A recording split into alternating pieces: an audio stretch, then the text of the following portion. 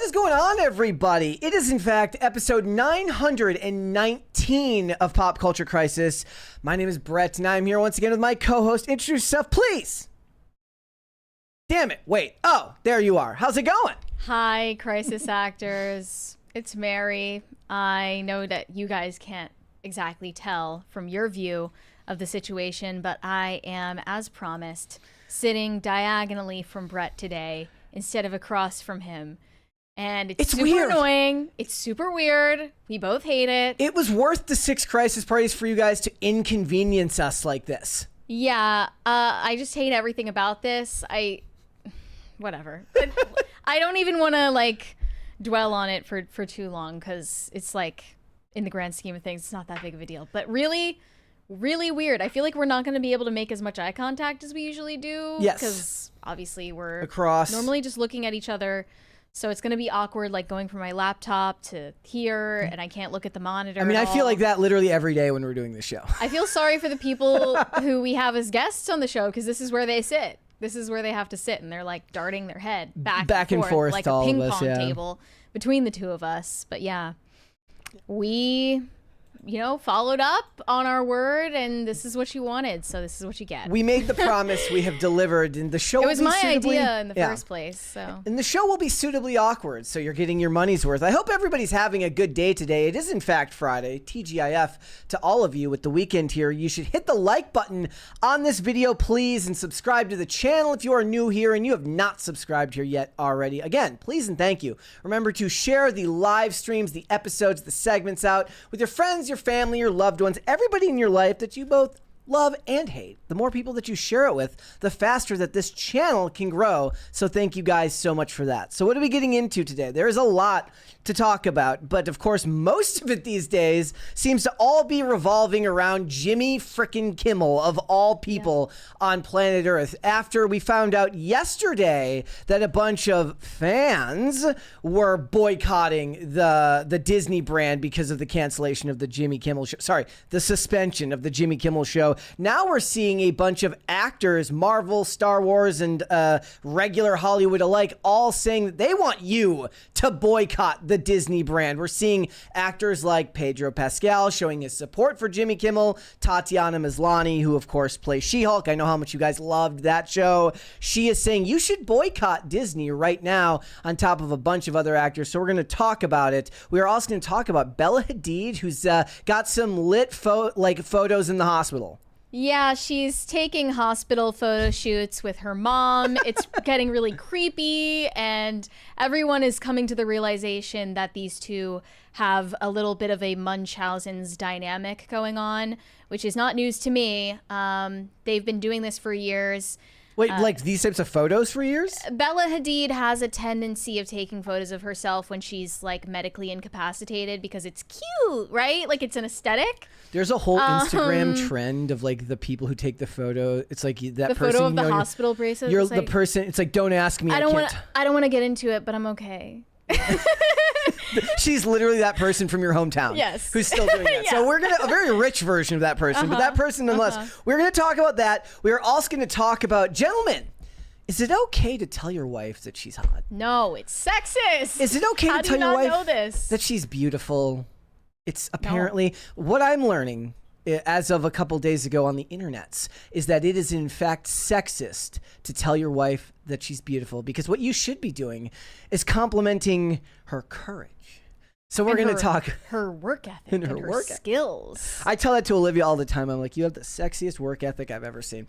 No, guys, we got that. We got a bunch of other stuff to get into today. You ready to get started? Let's just go. Yeah, let's go. Let's go for it. We have a mystery on our hands, folks. A 12-foot tall golden statue of Donald Trump mysteriously appeared at the Capitol just a day ago, and he is standing here holding a Bitcoin in his hand, holding it out in the direction of the Capitol building on 3rd Street. You can see it right there. And this seemed to have just popped up out of nowhere. I did my research and found out this is actually a marketing stunt for some lame pump and dump meme shitcoin scam. Yeah. It's called DJT GST. It went to 0 very quickly, as you could imagine. But the first thing I noticed about this is that it's monstrously ugly. That's the most important takeaway here. It should not be on public display. And I think this is a larger problem in public art in general and architecture as well.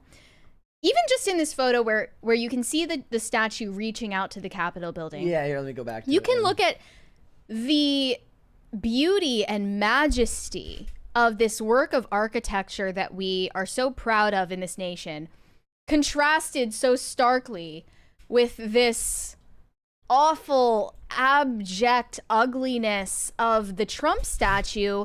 And that's not to say anything of the man it represents.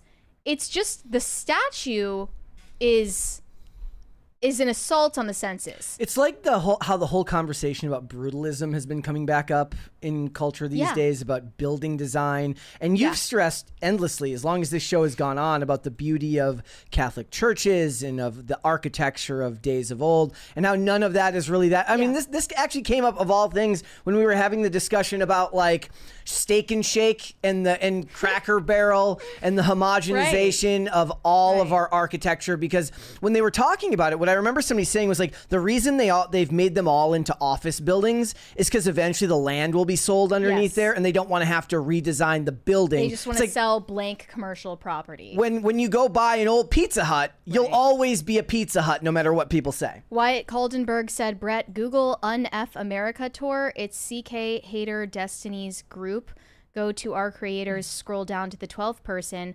Hunter Kozak is the person who asked Charlie Kirk his last question. Hunter is a leader in Destiny's group. Weird.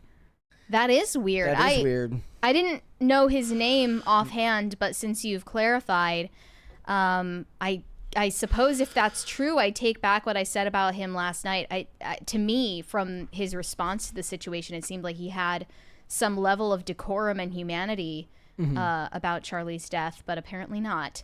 Anyway, yeah, that is like the deeper conversation that began from the Cracker Barrel controversy and the rebrand, is just the fact that everything is so bare and minimalist.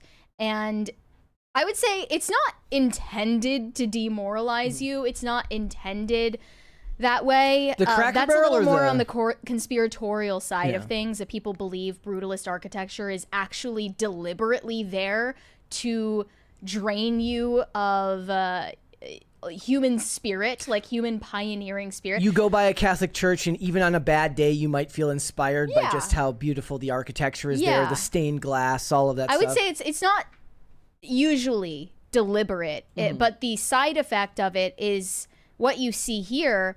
The aim is only to get momentary attention, because everyone is in a war for your attention right now. We live in an attention economy. And ironically, I suppose in a way that really explains the meaning behind this, this is obviously not a statue made of gold. This is a statue made of basically spray painted foam. It's made of foam, and it's obviously trash. That is a nod to the fact that what is displayed here is essentially trash, like everything else is in our culture today. That's why it's called the throwaway culture. And it actually was only displayed publicly from like 9 a.m. to 4 p.m. one day, and all to market this like shitcoin scam to a bunch of people who like crashed in the very same day. I saw it had no affiliation with Trump, I should add. As well. It's just there because it was permitted by the civil authorities. But it's like Snoop Dogg performing at a Bitcoin conference that was labeled a Trump conference because it was like they endorsed him or whatever. But what I think is funny, actually it's sad more than anything, is like I saw this thing the other day on X, and I didn't look deeper into it, but it was a guy who posted a time-lapse video of him creating a beautiful portrait, like a portrait of Charlie Kirk. And then he posted it online, and he said he lost 33,000 followers because he did, because he made this, not even just showing the photo, but showing the process of making this large-scale portrait. It was much bigger, it was like the wall sized. And it's just like somebody puts that much time into the art and it doesn't even matter because of the person that he's making the art for. The subject of the art was so controversial to the people that unfollowed him that it didn't matter. But that's art that takes time. And that's not what we're looking at here. We're just looking at... This is basically 3D printed garbage right here. This was not created by human hands. It's not created really even for human consumption. And the first thing that it reminded me of course, was the 12-foot tall bronze statue of the anonymous random overweight black woman that was displayed in Times Square, I believe back in August. Similarly ugly, purposefully ugly, meaningless. And that's what I was really getting at, is that when something like this is put on display, the goal is to grab your attention for a millisecond, maybe get you to snap a picture for social media. Real art, and I would not describe either of these statues as art, is supposed to prompt you to pause and take the time to contemplate higher truths, transcendent truths, things that last longer than styrofoam, which is quite literally the material you're looking at here. And there were a couple of responses to this that at first I thought were being a little overdramatic, but now that I've given it some thought, I agree with them. One of them said, "I'm not gonna lie, I feel like I'm going into psychosis." And then another one said about Donald Trump, he's literally genuinely the Antichrist. I don't believe that Trump is the Antichrist, but I do agree with I agree with the direction that they're taking reacting to this. Okay. Because I am offended just looking at this. Yeah. And I'm not saying that as someone with Trump derangement syndrome. So I'm serious. There's a 20 from Not That John Stewart. He says, "While I was in the Navy, I got to go to Rome and visit St. Peter's Basilica, and it's definitely breathtaking, and I'm not religious." Yeah, absolutely. You can't argue with the beauty. I wonder if part of it is like we just live in a culture now where, because of the destruction of our attention spans and our inability to, like you said, hold a thought for a moment, to really sit with an idea for a moment, that the art that is being created alongside it is correspondingly short in its attention span. Actually, one example I was thinking of, if you're looking at the corporate example of this, when they were doing the promo, I don't think we talked about it on here. I think I did a separate video on it. When they were doing the promo for Superman this summer, they erected a flying Superman between two buildings that probably took $10 million or more to do. Like, it was a life-size giant Superman that could be seen from helicopters. Okay. And that was their way of promoting the movie. And that's about as close as you're going to get to like scaled like that type of art these days. And it wasn't even really art. It was just promotion for a film. We have another 20 from Shane H. Wilder. "It's like we are incapable of making beautiful things anymore. It's a sad state of affairs. To quote John Keats, beauty is truth, truth, beauty. That is all ye know on earth and all ye need to know." Look, even when I drive by the train station, I'm going to say that, at least out here, the graffiti is not as good as I remember it being when I was young. I'm not really even kidding, which is that, everybody's seen the really bad street art that just looks like it was slapped together by somebody. Oh, Detroit is covered in it. Yeah, I mean, I noticed. But there was some good stuff out there that I saw. I had this one on the side of a bridge at the top of the abutment. I have no idea how he got to this area to do a whole piece of wall art. I mean, destruction of property, and it's not good for society in my personal opinion. But at least I had to stop for a moment. I'm like, I get how if he could have gotten to the side of the building to do something that was maybe correspondingly, if you're taking like an inch as a foot, like this wide, right? But it was as much as half the side of the pillar.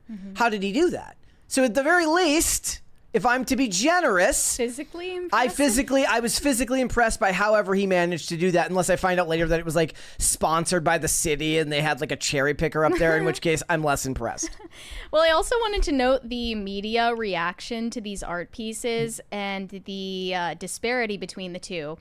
The first article that I came across about the Trump statue from The Cut says, "Things have felt pretty weird politically speaking, huh? Here's something that will certainly not help: a giant golden Donald Trump statue in front of our nation's capital. But don't worry, it wasn't put there by a power-hungry president whose regime is looking increasingly authoritarian. Apparently it was just a bunch of crypto guys. Yay? And then the reaction to the anonymous black woman statue, which is standing at the same exact height, in Refinery 29 says, "The black woman statue in Times Square puts truth on display. Some of y'all can't handle it." Okay, well, what is the truth? Do they explain what the truth is? So let me see. Some folks on social media have called the statue disrespectful, fat and ugly, and even monstrous. Others likened its features to the racist mammy trope that dominated media during the Jim Crow era. The commentary has been alarming and unfortunate. It felt like there was a bigger issue at play, so I decided to go see the statue myself. With a proud posture and hands on her hips, the structure is a head turner. She is an unidealized fictional character in plain clothes with a vacant stare and undoubtedly black facial features. Her ease is meant to give a subtle nod to Michelangelo's David and disrupt traditional ideas about what defines a triumphant figure and challenges who should be rendered immortal through monumentalization. But according to societal standards, she represents three things that no one dares to be, lest be treated lesser: fat, black, and a woman. And because of that, much of the online debate surrounding the statue sparked conversation rooted in misogynoir, elitism, fat phobia, and just plain hate. Many of those loud and wrong critics are the usual suspects: conservatives who also believe diversity, equity, and inclusion efforts are unnecessary, and racist trolls who have used AI to turn the statue into a racist caricature.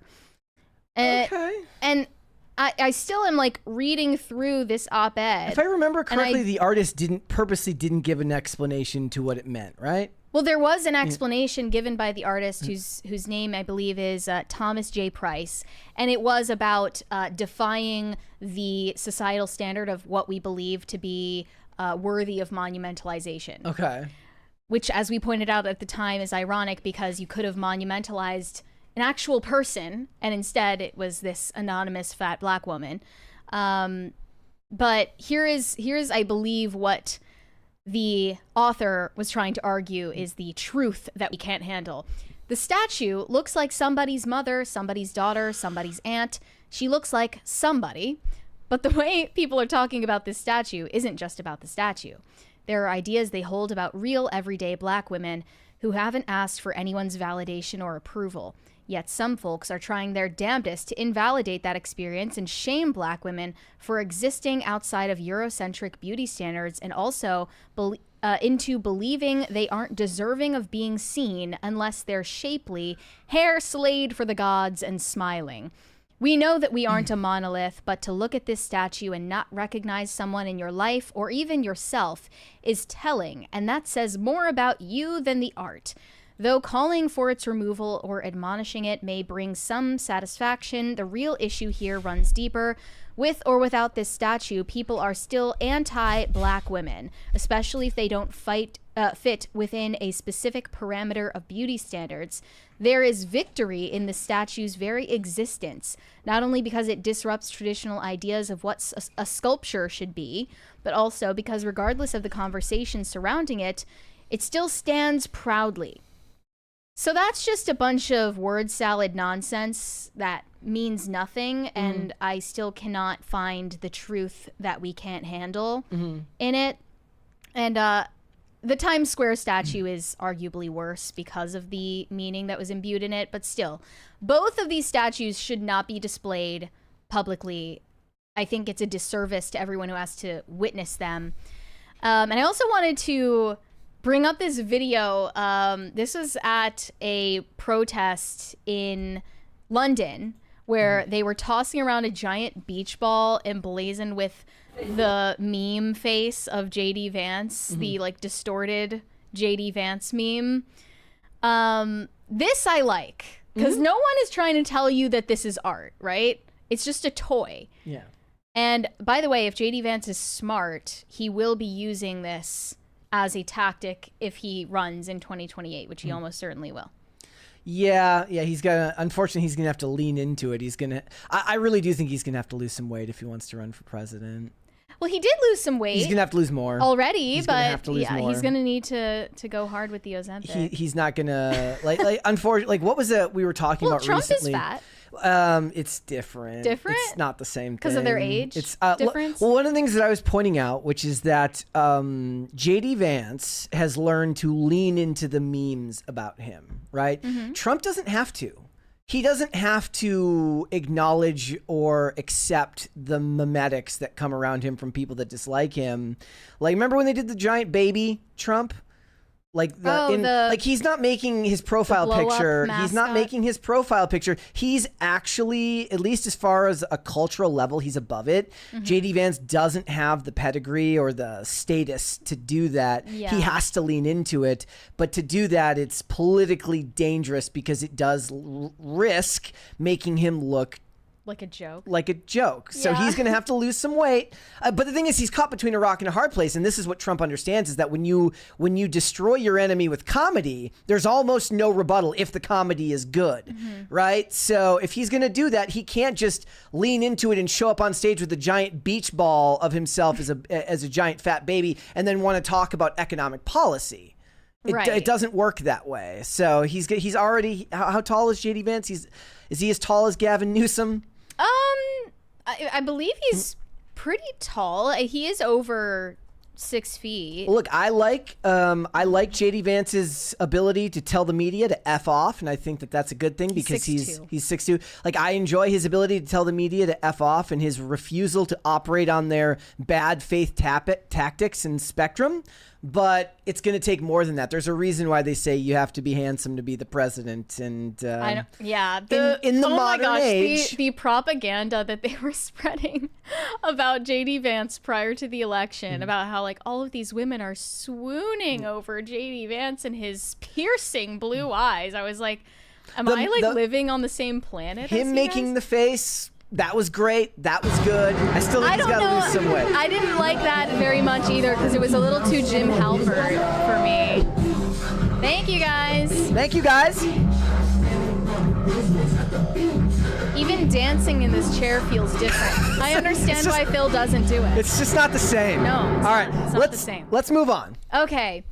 So Jojo Siwa has already spoken out about the pressure that she faced to identify as a lesbian, and now that she is dating a man, she is in a heterosexual relationship. She doesn't identify with that label anymore. And now she has spoken out further about the backlash that she faced for that decision on a recent podcast appearance with Josh Smith. She's responding to backlash over the revelation that she was dating Chris Hughes, who she met on Celebrity Big Brother last year. She alleged that members of the LGBTQ plus community have bullied her. That's not a surprise. I've seen the online bullying for a while now, but she's talking about in real life. She's getting approached by people in real life who are menacing her, and she believes that it's motivated by the fact that she is no longer out as a lesbian. She said one even stood outside of her recording studio for 2 minutes with middle fingers up. So look. You have to be really deranged to act like that. Is there anybody who you don't like that you'd be willing to give 2 minutes of your time to just sit there and flip off? Right. So here is what she said in full. I had somebody that was designed for me she was saying at her age when she was a teenager, that happened to be a girl. And I have somebody that's designed for me now at 22, and I really believe for the rest of my life. She says she's in a very happy relationship with Chris Hughes, but she also described the backlash. It's hard because it feels like my own family has turned on me a little bit. And by her family, she's not referring to her flesh and blood relatives. She's talking about the LGBT family, which is an incredibly insidious lie about chosen family and allyship being a replacement for family. She said, "We are the LGBTQIA plus community, not the LG community. It's a beautiful rainbow, and the number one saying of the queer community is love, and that goes both ways." Some found issue with her statement taken with her subsequent positioning as an apparent trad wife, and that's literally just because of a costume that she wore in a music video. Betty Davis eyes. Yeah. I'm not doing the voice. Mary can do the voice. Others felt abandoned and betrayed by JoJo, as they had looked up to her as an important point of lesbian representation. This just means that, you know, she wasn't really humanized by those fans who idolized her in the first place. Well, they never treated you like a person. When you base your entire career off of generic identity points, then that is all that ends up mattering, because it's not about who you are as a person. It's about what aspects of who you are somebody sees mirrored in you of themselves. So they don't actually care about you. They never have. It's about how much you represent what they feel they are, even if it's not a fair representation at all. She said, "It's weird. I don't know how open or vulnerable I should honestly speak about this. But when she meets queer people, she says her guard comes up as a result of these experiences, including one where women she believes to be queer have made fun of her. I see them see me, and I see them laugh. I see them point. I see them roll their eyes. Now I see them come up to me and take a photo and run away. What? I see them flip me off while I'm driving." And of course, you can't actually prove that the people who are flipping her off while she's driving are, you know, part of the queer community. Wait, but is it like you can usually tell, right? Is it like that photo? Wasn't there like some Redditor who got a photo of Sydney Sweeney and they were like making fun of her? No, I don't remember that. that. I'm gonna have to look that up. But she says this has made her aware of how brutal hate can be outside of the community and inside of the community. "I think people need to watch it because I can take it, but other people can't. I think older people need to realize the way that you treat me in this situation doesn't affect me. I promise I'm very happy. I'm very loved. I give and feel a lot of love. I'm in a great place. Who it is affecting is the people who are younger than us seeing what you're saying. I think some people need to listen to Man in the Mirror," referring to Michael Jackson's song. "If you want to make the world a better place, take a look at yourself and make a change."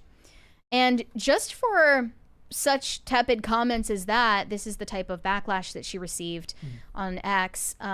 One said, "You were cheating on your GF with a man, Chris Hughes, who showed interest in you because you called yourself a lesbian and fulfilled his turning a lesbian fantasy on national TV. You are spawned by the devil." That's quite a finishing line there. The idea that the cheating would have been okay if it was with a woman? I suppose so. Okay. And we don't know for sure if that allegation is true, by the way. Yeah. Her ex is a woman named Kath Ebbs, and that woman then spoke about how she was basically dumped for Chris Hughes by Jojo Siwa, and unwittingly. Another response said, he literally said, and they're referring to Mickey Rourke now, "You won't be gay when I leave here." On Celebrity Big Brother, this was a huge controversy. And then she had to go and prove him right. And now lesbians are receiving more threats than ever, thanks to her. But sure, she's the victim. So they're saying Jojo Siwa has failed the lesbian sisterhood. And she's caused an uptick in threats against LGBTQ members. I suppose that's the argument taken. There is a 20 from Matahu 99 says tolerance at its best, and then the you know, slapping their face emoji. One actually defended her, saying that they interpreted Mickey Rourke's comments as threats that were given a lukewarm defense from Chris Hughes, her now boyfriend, who offered her camaraderie. Jojo Siwa is a victim of homophobic violence and was put in a position to be groomed. And in this situation, she had no community. We all then mocked her. We bullied her for being... Wouldn't this just make her bi? Like, well, now she's like basically said that she's pansexual, which isn't a real thing. I mean, I know she would disagree with that take, but it's like again, she's bisexual. You're clinging to the identity when in reality you weren't even an adult with your own like cognitive processing by the time that you identified with this label. So she definitely needs more time to figure out who she is. And another one said, the way she plays the victim, typical half straight. This sounds like she's being called a muggle or something. No, that would be a no. That would be kink. That would be a mudblood in Harry Potter. Oh, yeah. Which is somebody who's a wizard with muggle parents. Playing victim and hating lesbians is their kink, says another. Yeah, they were expecting her to be an ally and an activist, and she didn't fulfill that role for them. And where I come down on this is similar to this take. I find it hard to participate in any discourse around Jojo Siwa because I just think her entire childhood should have been illegal. I'm assuming you'd agree with that, right? That's I think that's what most people would agree, that what happened to her was monstrous. Yeah. She has been on TV since she was like 8 years old, I believe, when she was first introduced on Dance Moms.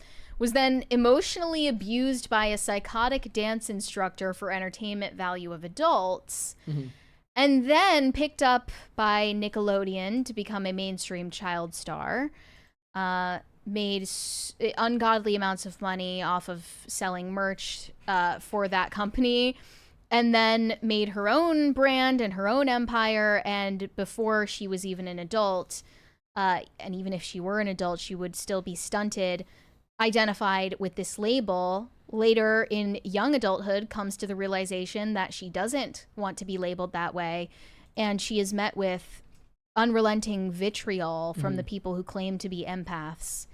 Typical stuff. Yeah, it's her whole remember we talked about it after all this stuff came out about her like fake drinking Fireball on stage, and that wasn't that long ago. That was last year, right? That was literally last year. Like, is anything in that life really normal or real? And she did come out and admit that was also just a fake persona that she put on for attention. Who's to say that she's evolved as a person after that either, you know? It's like, why are you mad that an abused child star isn't capable of handling their emotions or like practicing discretion with the way that they speak to the media?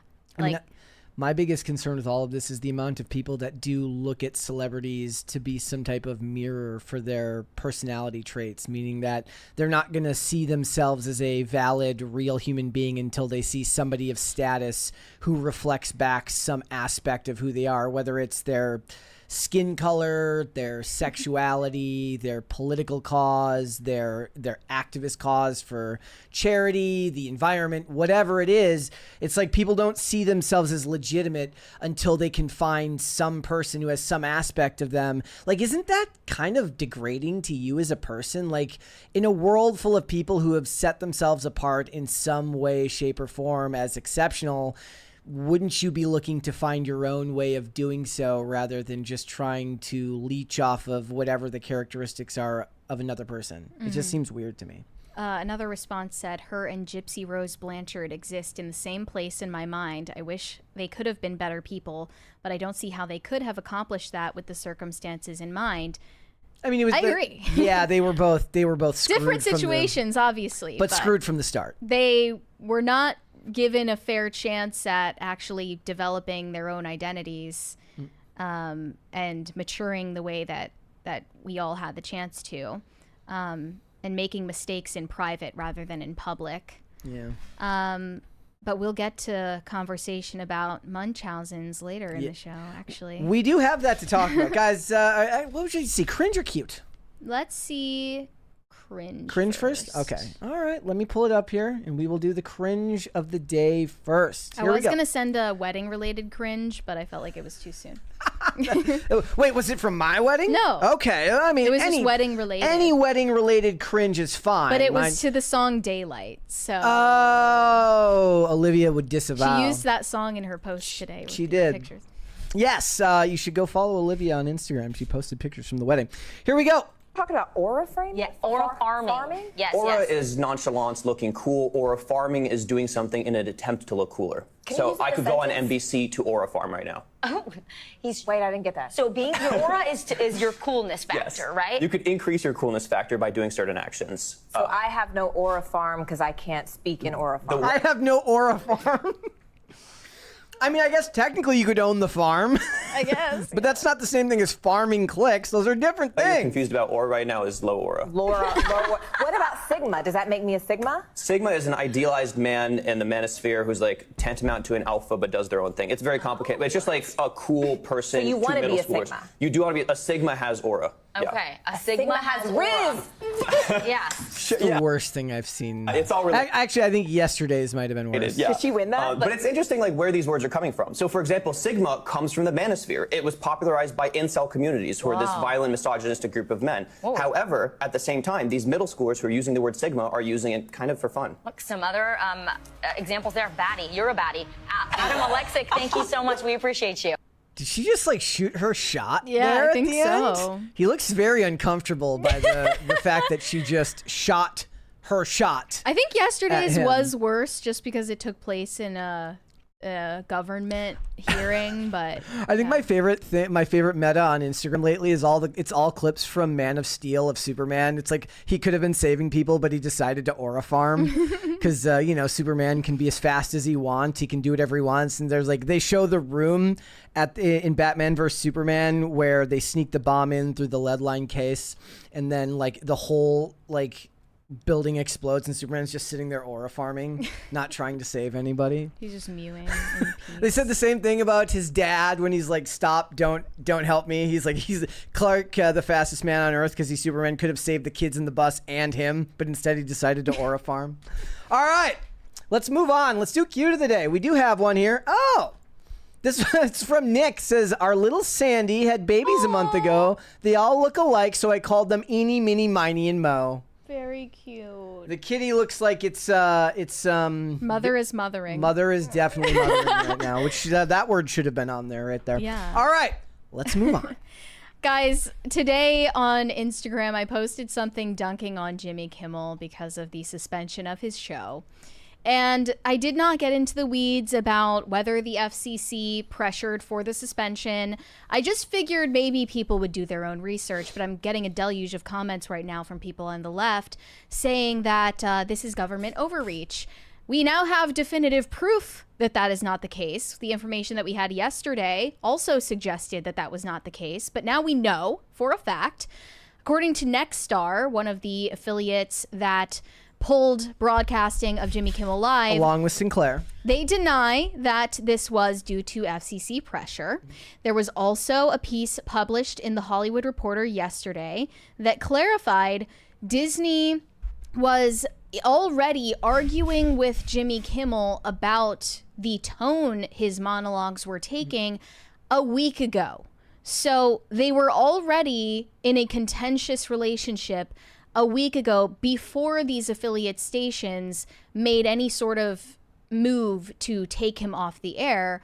This was definitively a decision made by those affiliate stations and ultimately by his employer, Disney. This had nothing to do with the FCC. I do want to point out here, if you go through the Hollywood Reporter article, they do try to obfuscate a few times. They talk about the speech that he gave. Then they say the joke kicked off a social media shitstorm. A source with information to the Hollywood Reporter said.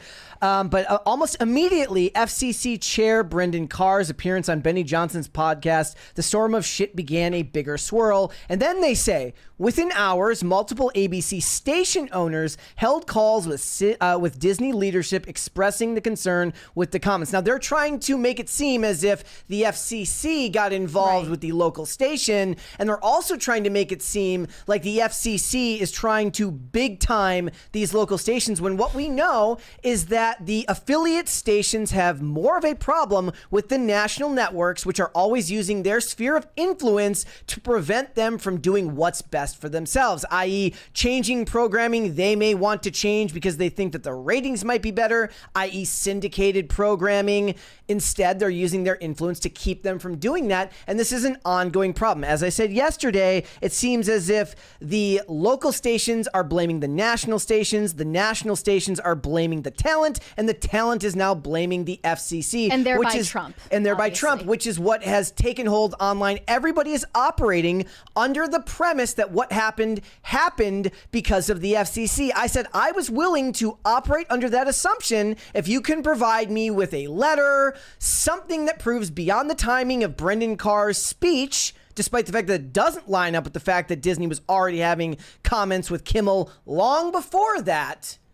I need to see more evidence that that is what it was. And that's on top of the fact that people are interpreting the violation in question as an actual violation of FCC guidelines, which would make it their job to do and thus not government overreach. I do think that Trump getting involved in these things, posting memes, brings it on himself for people to have these discussions. So he has been hitting more than a few ground balls that are getting him thrown out at first to me. But I don't agree with people that the premise of what we're seeing here is because of the FCC. Well, reportedly, the decision made by Bob Iger and the ABC co-chair Dana Walden to suspend Jimmy Kimmel Live happened after he planned to double down on his initial comments and go on camera to defend his lie that MAGA voters killed Charlie Kirk rather than kowtow to the outrage. According to The Hollywood Reporter, they yanked him because they thought that would fan the flames as Nexstar and Sinclair affiliates dropped him. Kimmel even planned to not apologize after Disney employees saw their emails getting doxxed and some receiving death threats. And then when 66 of the roughly 200 affiliate stations had said they would drop him, that is when Iger and Dana Walden pulled the plug. Okay, so then I saw as well a report of his ratings. He was averaging only 129,000 viewers in the 18 to 49 demographic bracket in August, off from already low 212,000 in January of this year, and less than half of his peak in June, 284,000. So he was already just dragging, and they were looking for an excuse to get rid of him anyway. And Cernovich says the FCC angle was fake news. Will all of the lowlifes who spread this willful lie apologize?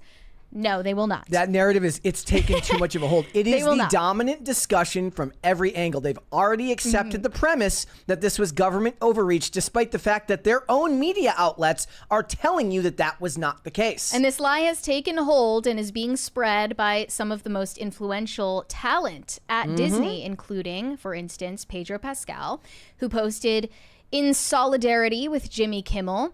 He posted this photo of them together on Instagram, standing with you, defend hashtag free speech, defend hashtag democracy. I love the fact that it doesn't even, in the headline that he posted, it doesn't even say FCC gets ABC to pull. It's just private company pulls show. This is what fascism looks like. At least find a headline. Like, they're willing to lie in headlines. At least find a headline that more correctly applies to what your vague definition of fascism is. Pedro also misspelled free speech. That's okay. He said free SPEACH because that's the type of intellect we're dealing with. Marissa Tomei also reshared the boycott on her Instagram. She's already been killed off at Marvel, so she's free to do this now. Aunt May is already gone, therefore she is allowed to tell you to not support Disney products. Yes. And it is fair to point out, Pedro Pascal did not tell people to boycott Disney. He simply shared his opinion of standing with Jimmy Kimmel. He's walking a very fine line, considering, I don't know if it already came out, but it was supposed to come out today, according to Daniel Rickman, that the Mandalorian and Grogu trailer was supposed to come out. If I was delayed it. If I don't know. I haven't seen it. But if they did, I would have postponed it if I were them to wait for this shitstorm to pass. Yeah, and Tatiana Maslany, who is also not employed by Disney any longer, has urged her many fans, to cancel their subscriptions to Disney Plus after the suspension of Jimmy Kimmel's show. As long as look, The Agatha, audacity. I guess we'll never get She-Hulk season 2. Agatha, please don't be breaking my heart here. Everybody knows that I have a soft spot for the Agatha series. Well, more for Catherine Hahn. I can't have Catherine Hahn and all her charisma telling me to boycott Disney. That would be horrible. Similarly, in a podcast appearance with Mark Ruffalo, Rainn Wilson was talking about his liberal friends celebrating the death of Charlie Kirk at an event that he recently attended. And Mark Ruffalo responded predictably by blaming it on guns. So here was the clip of Rainn Wilson. Are we going to watch the whole 3-minute clip? I'm looking at a shorter clip. Here's the one. Yes. I just sent you a link to a shorter version of it, but I got it here, the 40-second one. Yeah, I got it. Apart in so many different ways. The country is being torn apart in so many different ways. While I didn't agree with his ideas, shooting someone that we disagree with, even if they're vociferous and loud and out there, is so colossally wrong-headed. Why does he actually kind of sound like Ryan Long when he does his bit? a little bit. I spoke to a couple of, let's say, some liberal friends last night at an event, and they were like, you won't find me shedding any tears. And someone else was like, oh, well, there was a little bit of a kind of a good riddance thing. And it's like, guys, no. Yeah, I know. No. I know. We cannot think or talk that way. Not at all. That is not It's okay. so dangerous. Mark Ruffalo wants to tell him that they were right so bad. He's like Mark Ruffalo's like seething right now. He's just trying so hard to contain himself. But you can tell Rainn Wilson is one of the more level-headed celebrities. He hasn't always been that way, but we did mention him, I believe, yesterday because he has shifted his tone in recent years, especially about the way that Hollywood portrays Christians. And his religious views evolving over time. But right now, the Disney headquarters is being actively protested by members of SAG and the Writers Guild members. They're really gathering have- outside to protest in favor of Jimmy Kimmel. They really have worked overtime in like the last 8 months to try and pretend like they don't hate the American flag. It's actually hilarious. Oh, I see an upside down American flag. Jimmy Kimmel not being allowed. You see it all the way in the back? Got an Somebody's upright like, one and an upside down millionaire in the same video. Millionaire talk show host isn't allowed to keep his job despite saying awful things, having horrible ratings in the network, canceling him, suspending him. Upside down American flag. We're in danger here, they say. The bongos. They're getting honks in support. If all of you had just watched Jimmy Kimmel when he was live, he would have had ratings too good to ignore.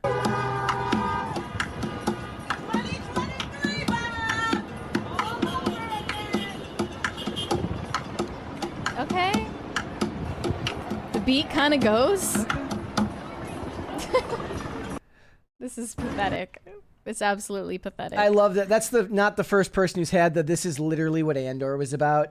And then here is Kamala and Hillary Clinton saying, "We warned you."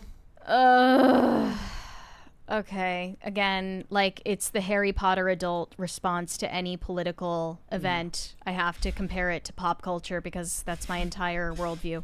Hey, it's me. Well, I don't think you do that the way that the people I'm talking about do.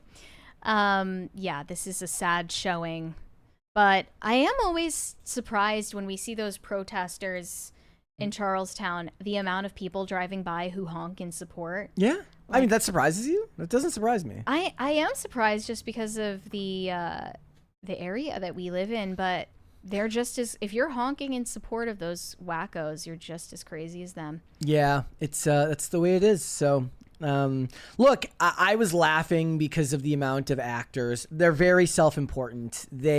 Nobody had this level of this level of anger and vitriol after what happened to Charlie Kirk, which should tell you everything about what they view as their priorities in the world. And the idea that these people are now suddenly the free speech warriors of modern day America. I will issue a bit of an aside. Like, look, if this keeps up long enough, it does run the risk of people being tricked into actually believing it, because not everybody is as politically aware as we are or keeps as close an eye on what's going on. Not everybody's going to be able to rattle off the names of all the people who had to deal with this. And it's kind of what you always said, which is like, you never hear about the regular people who had to deal with cancel culture, as they call it. You only hear about the celebrities.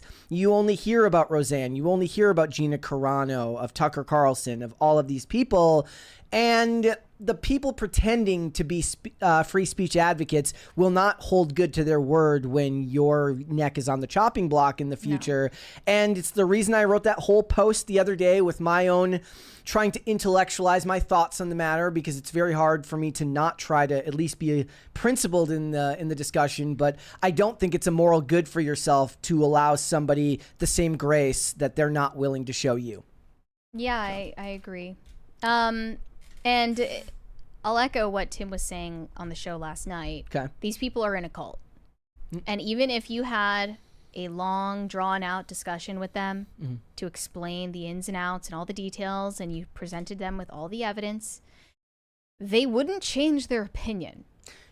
You have to come to that decision on your own. I really do. I don't say this to downplay the mission or the work or the accomplishments of Charlie Kirk, but in a way, his death and the response to his death, even more than his death in and of itself, in a way kind of speaks to the futility of his endeavor of trying to dialogue with people who cannot reason.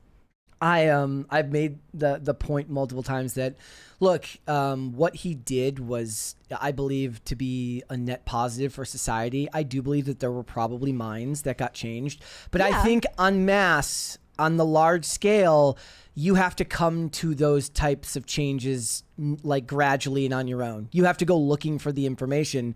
Now, the better argument isn't that he's going to change the mind of whoever he's talking to at one of these debates. It's the politically neutral person walking by who might have their opinion changed. Really, the people who watch it online after the fact.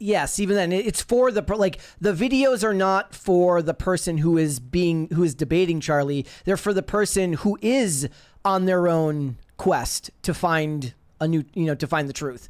And that person has to come to that somehow. And you need someone as well-spoken and as engaging as Charlie Kirk, who was willing to have all the patience in the world to have these discussions with people that had not all of them, but so much of what you see now. If you watched Shoe on Head's video yesterday about this whole situation, there's a lot of people with a lot of hate in their heart.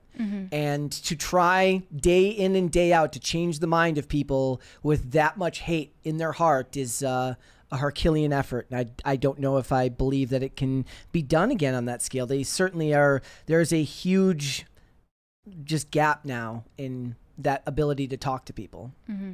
Let's go to Super Chats. Let's do it. Shane H. Wilder said, "Happy Friday, Brett and Mary. Today's culture war was good. The priest Tim had was a consultant on The Ritual, a movie I suggest, as it is very accurate." I don't think I'd ever heard of him before, and I didn't get a chance to meet him, unfortunately. He had to split after the stream because, he's busy exercising demons and all that. He's got places to go. He has people to see. Shane H. Wilder said the show will be suitably awkward. When is it not? I would like to think that most of our shows are not awkward. Yeah, we've been doing this for long enough. I do like the idea that when we're done, Mary's like, I've discovered that I can't interact with you unless there's a distance between us. Like, we're just too close. It's just I don't know. It's like the angle. The angle of making eye contact like this isn't ideal. Brian Bledsoe said, "How many parties for pre-workout Mary?" I would have forgotten about that had you not brought it up again. Today?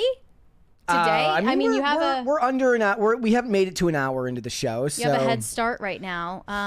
Let's say just 5. 5 parties. 5, and I'll do pre-workout before the show. Does that mean are you just gonna eat the powder, or are you gonna put it in your coffee? Who eats the powder? Eat the powder. I don't know. I mean, Phil said it goes in water, so I guess I'll do that. 5 parties. Yeah, 5 is the number. Garant said, if Pedro Pascal leaves Disney, Disney profit goes up 15% for each movie because they can't put him in it. Pedro is a fat, middle-aged dude with a plumber's body.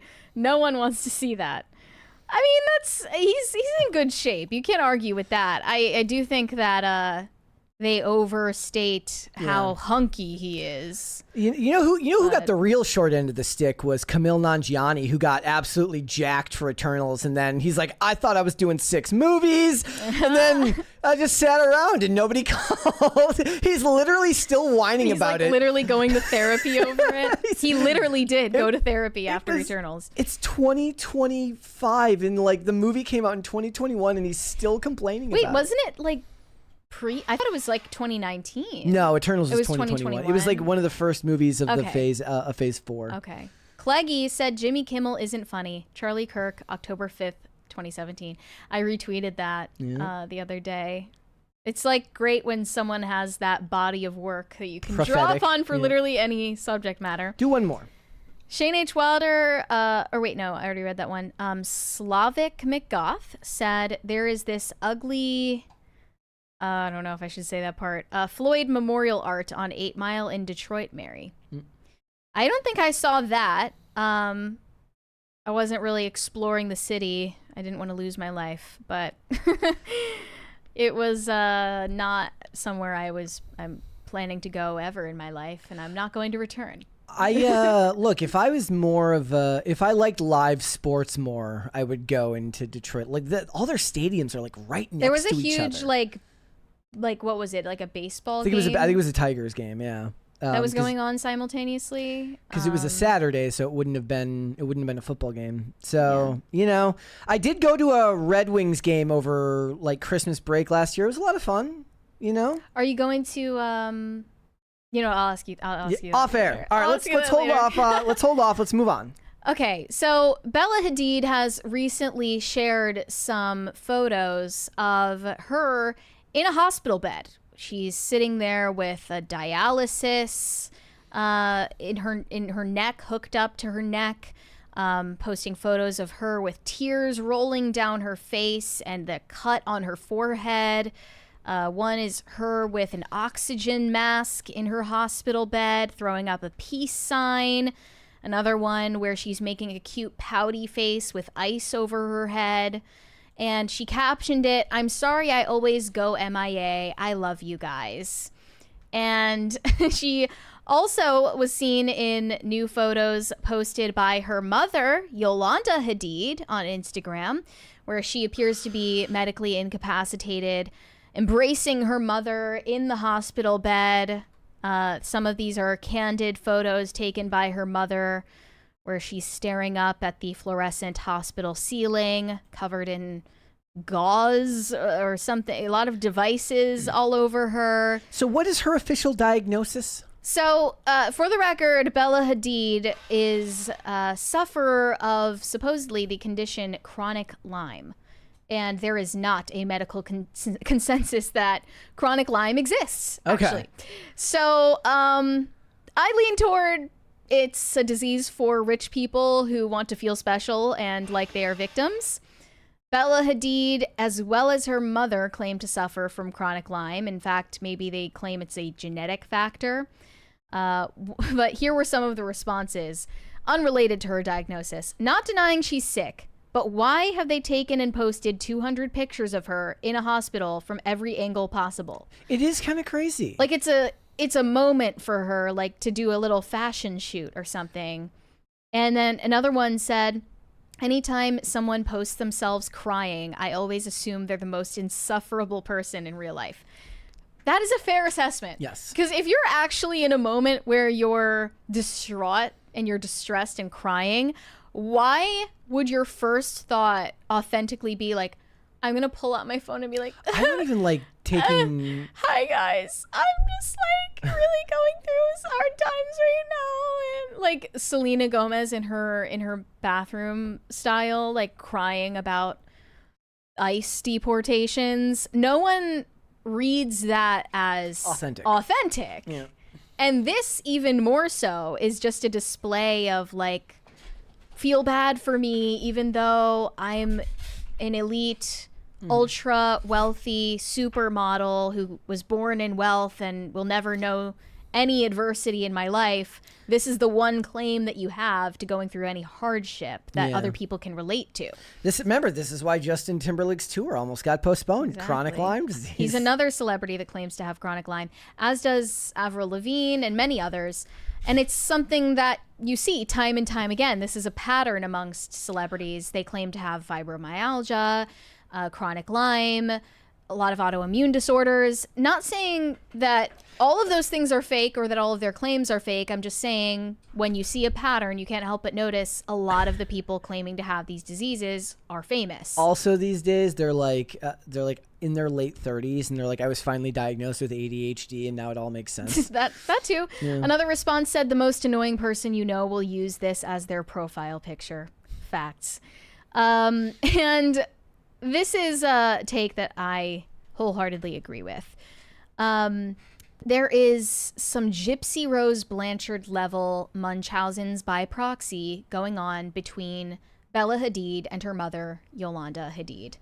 Because of the way that they posted these photos together, like her mother needs to be a part of her sickness in a way. Like she needs to be seen as the suffering mother who is sacrificing so much for her suffering daughter. Another response said this whole family has medical psychosis. Yolanda Hadid is also known for creating the almond mom trope, which, if you don't recall, we've discussed before. When Bella was getting into the modeling industry, she obviously was above sample size. She was not a 0 or 2. She was just a normal size girl, and she had to be a certain size to qualify for these jobs, especially runway modeling. So her mother advised her, if she were so hungry that she felt like she were about to faint, what she ought to do is take an almond and then maybe like cut the almond in half, split the almond in half, and then take that half of the almond and then chew it very slowly. That's her life hack for if you feel like you're about to faint from low blood sugar. And also you can see this collage of selfies that Bella has taken over the years of her crying with IVs hooked up in her arm or not, just crying in general. She's always got something going on, but that front camera will be open and ready to capture the moment, the vulnerability. I'm just picturing the doctors like trying to help her, and they're like, "Could you put the phone down, please? Could you put the phone down, please?" She stays using her sickness as an aesthetic. Okay, we get it. Girl, nothing is wrong with you. OMG, just eat. That's another theory here, is that while Bella Hadid might wholeheartedly believe she has chronic Lyme or some other autoimmune disorder, she might be mistaking her symptoms for symptoms of chronic malnutrition that is self-imposed because of the line of work she is in. And in reality, maybe when she has these relapses of this autoimmune disorder, it's actually her body breaking down because she's not nourishing herself. And they have posted in the past screenshots of her medical documents. Thank you.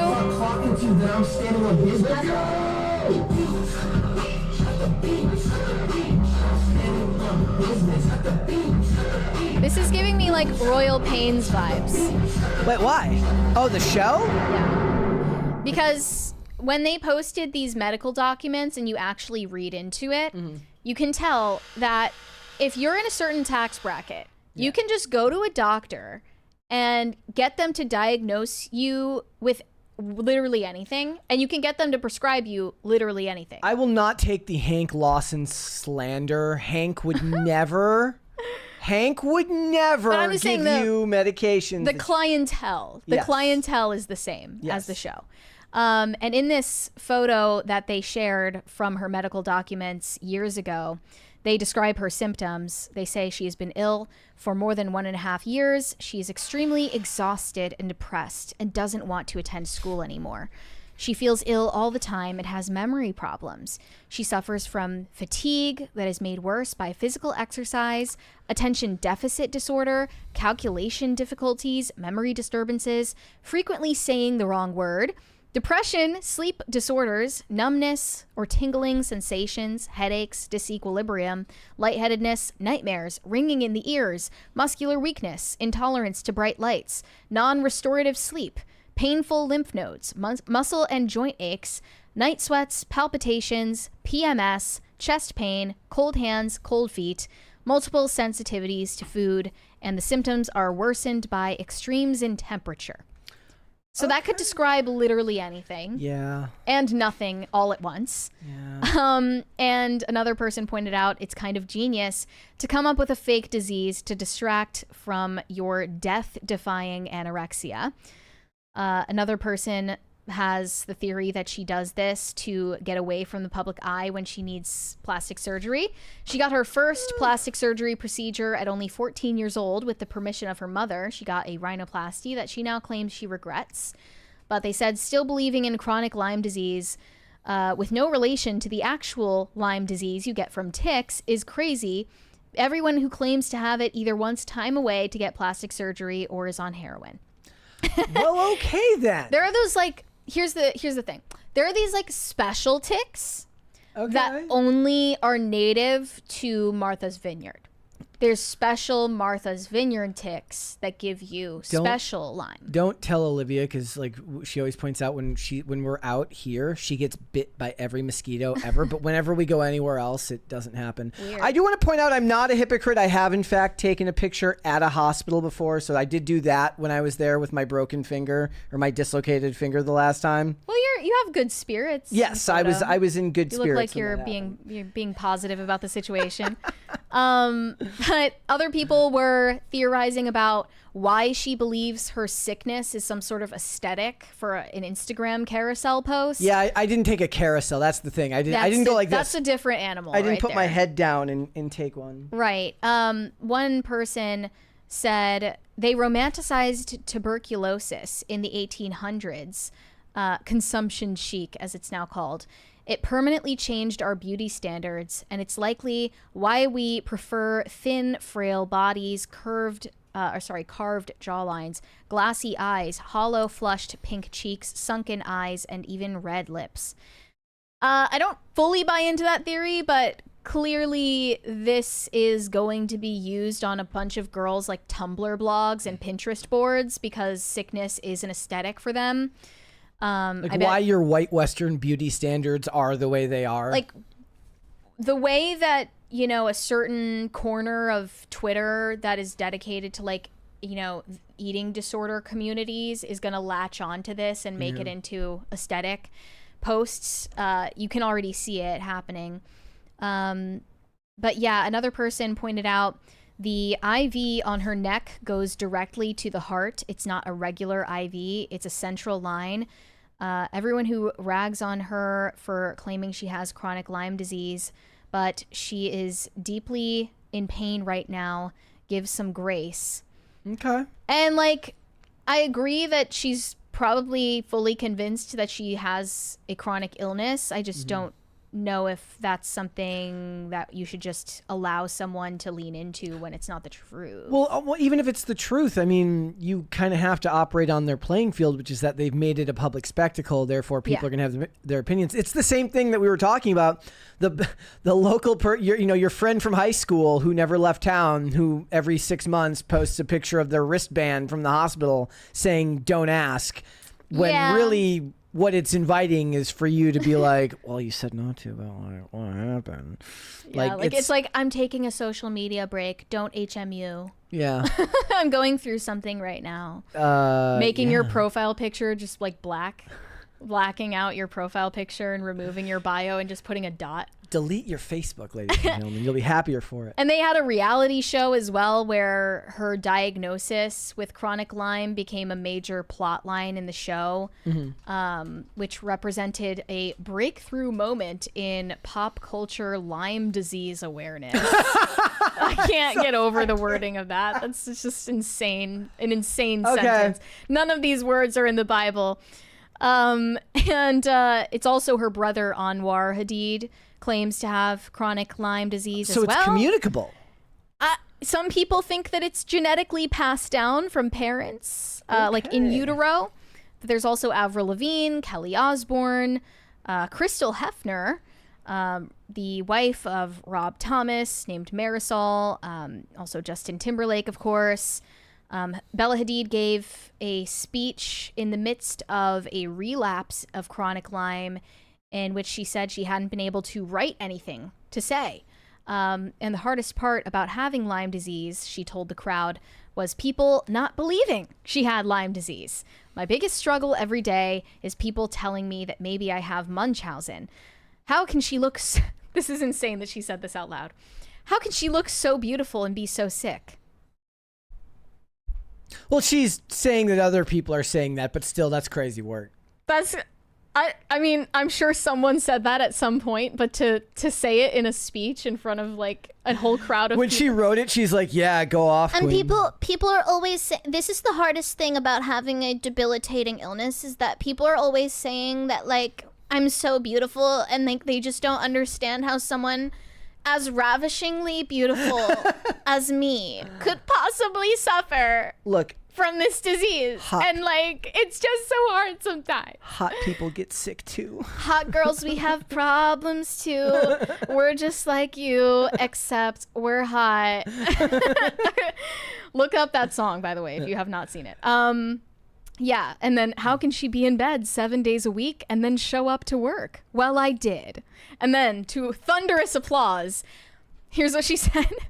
Because I'm a badass Dutch girl. But it wasn't easy.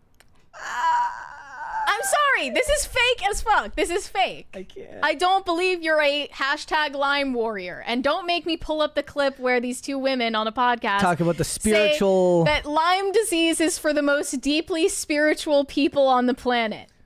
Okay? You're insane. Should we pull up the clip? Do you think we should pull up the clip? We can. If you can find it. Yeah, sure. I'll look it up right now.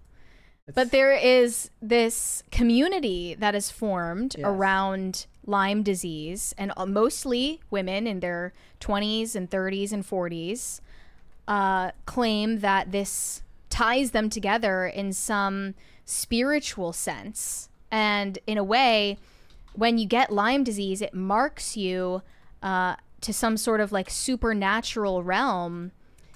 I just sent you the link to the, you to got the it, video. like, really quick. Hold on. They're talking about this insight from a so-called medical intuitive. I worked with a medical intuitive, and she said every time she sees someone with Lyme, it's an intergalactic substance, and it's literally bringing in codes from the beginning of time. Yes. I know. I believe this. This gives me chills down my entire body. Yeah. I believe it. Yeah. I haven't heard it in those exact words before, but I'm often trying to say the exact same thing. Yeah. I love the Lyme's a corporate gift. training Yes. music in the Yes. It background. is not for the faint of heart. No. And it is for the most deeply spiritual people Yes. on the planet. Yes. I worked with a That's me. That's me. I am deeply spiritual person. This is the rallying cry of the Lyme warrior. Ugh. Okay. The health psychosis stuff, that's real. There are communities of people online who, it's like the fuck a toaster meme. You know, like back in the day, before the internet, before social media was reaching mass adoption, you might have had a weird thought like, you know, I'm connected to an intergalactic substance, and you would just kind of brush it off, and maybe your dad would call you gay. Yeah. And then now you can just search up those keywords and find a whole community of people who will validate you in your delusion. And that goes for literally anything, any sexual urge that you may have, a fetish, or a rare, possibly fake disease like chronic Lyme. And I personally don't believe it exists. If anyone would like to debate me on that, feel free. All right. Let's do some super chats. Slavic Goth said, Brett, next time you're in Detroit, try the pierogies at Christine's Cuisine in Ferndale. There is a local food truck called Pierogi Queen. Check out Polish Village Market. It's in Hamtramck? I feel like I don't know how to somebody say was. that. I feel like they were telling me about the Polish market.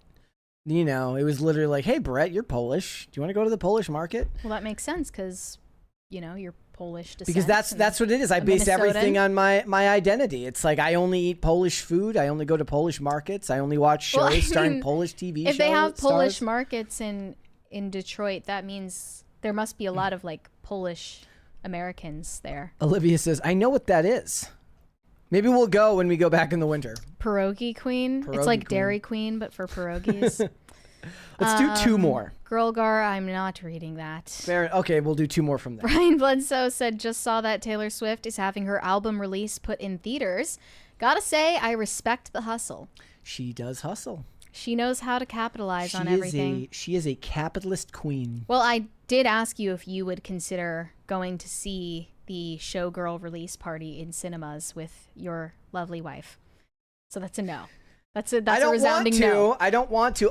So Olivia has posed the question like, well, you'd go with me to the concert, right? And I'm like, maybe just don't record yourself at the concert. Yeah, like what I'm gonna do is what you need like a roster of friends to ask to go first, and then it's better in a group. Yeah. You know, if you go with a group, it's less shameful. Cleggy said, love Henry Cavill, but while he was out aura farming, David Cornsweat literally stopped fighting a monster to save a squirrel. He did do that. Was David Cornsweat aura farming when he did that? No, David Cornsweat was too earnest to be aura farming. He's earnest farming. He's not aura farming. That's what I love about it. Let's hold off on the rest. We'll come back. Let's move on. So according to some weirdo San Francisco tech bro, it's sexist to compliment your wife on her appearance rather than on her virtues and skills. He says in this now viral tweet, once you notice how often beautiful is used as a default compliment for women, it's hard to unsee. Instead of my gorgeous wife, may I suggest describing her as courageous, sincere, virtuous, earnest, patient, determined, or, as a general fallback, loving. These don't roll off the tongue as easily, but partly that's because we're not used to them. The other problem is that these words are too informative. Saying them actually conveys an opinion, which is scary.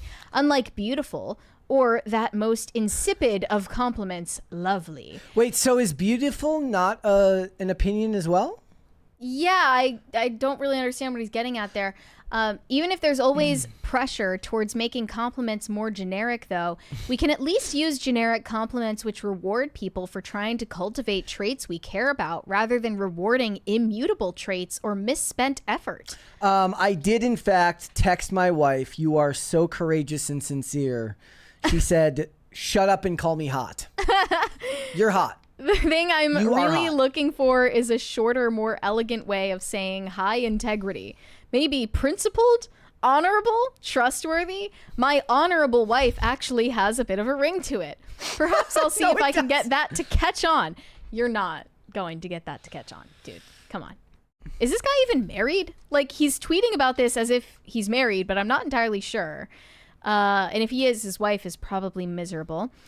And then he responded to someone in the thread saying, outcompeting other women is nice, but other traits are much more positive. Some, analogously, many women enjoy wearing makeup, but also women as a collective would save a lot of time and money and also feel less pressure about how they look if not wearing makeup were normalized. Many women love being called beautiful, and that's partly innate and natural, but it's also partly because we've all done such a bad job at modeling and celebrating other admirable traits. No need to go cold turkey on beautiful, but you should vary it up. No!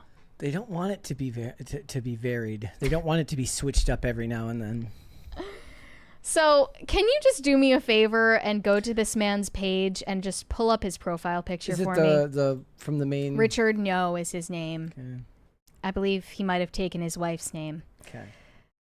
So just so we know who we're talking about. Looks like Pauly Shore.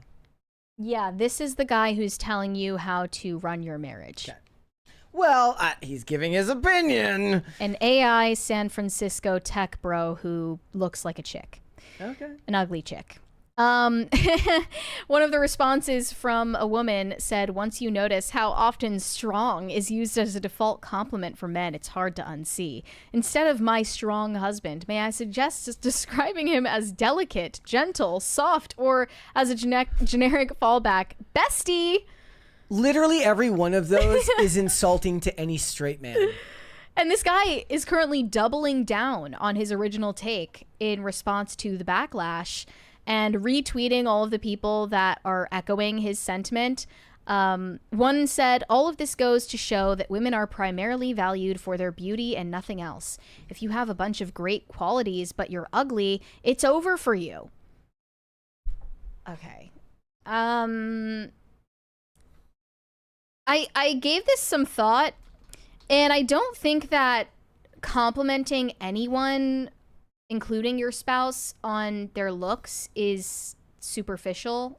I actually don't, especially when it's a woman, because I do think when a woman takes care of her appearance and puts thought and effort into her appearance with, you know, growing out and taking care of her hair, you know, doing her makeup, adorning herself with jewelry, dressing in a feminine, beautiful way, these are reflective of internal virtues anyway. So in a way, when you compliment the outward part of someone, you're also complimenting the interior. Yes. I guess that's what is lost on someone like Richard Nyo, who works with robots all the time. He doesn't really understand humans anymore. That's the only way I could make sense of his take. I'm in the chat right now currently giving my wife all the compliments that a woman could possibly want. I said that she has great posture, she's so well read, and she's so well mannered. I mean, that's great once in a while. Like, no one is saying to never compliment your wife on things related to her character or Yes. personality. She's but so courageous. to say that it's like somehow demeaning to compliment her on her looks is outrageous. Because women really care about being beautiful, and I think that's a beautiful thing about women, is that they care about not only being beautiful but also making their environment beautiful. Yeah, it's why, gentlemen, suddenly your house has a bunch of stuff that you never would have ever. Well, yeah. This is a universal truth, as close to a universal truth as it can be, is that you will suddenly be surrounded by much that comes from TJ Maxx. That's why they say, you know, and it can get to an extreme, but that's why they say that a woman is capable of making a house a home. Yes. And I don't really like those memes with the lawn chair and the TV on the floor that say they hate how little it takes to make us happy, because I don't think that someone who lives like that has completed their life. Okay. Yes. If they're not living in community with another person or a family. One of the ongoing tropes that will happen in a movie, well, it's more often in a television show, is when two characters get married, or they're gonna move. They don't get married. They're finally moving in together, and then they have to fight over whose furniture they're going to keep and whose stuff they're going to keep, and then eventually down the line, the guy comes home one day and the home is unrecognizable because the woman has made the house a home. This reply, beauty is the girl virtue, courage, intelligence, etc. are boy virtues, is deeply grim. Here's the insidious lie in all of that is that the things that women concern themselves with are inherently superficial and vapid. That's actually more sexist than anything. I've noticed that. And again, it's a bad moment. It's a bad timing to bring this up, but I saw this clip of Charlie Kirk last month that stuck with me, where he was speaking to an audience at a college. And I'm not even disagreeing with what he said in the clip. I'm disagreeing with the reaction of the crowd. He was trying to explain the differences in the way that women interact with each other compared to the way that men interact with each other. And he was saying, you know, when you imagine the type of conversations going on between the male students on this campus, they're probably talking about like macro concepts. They're talking about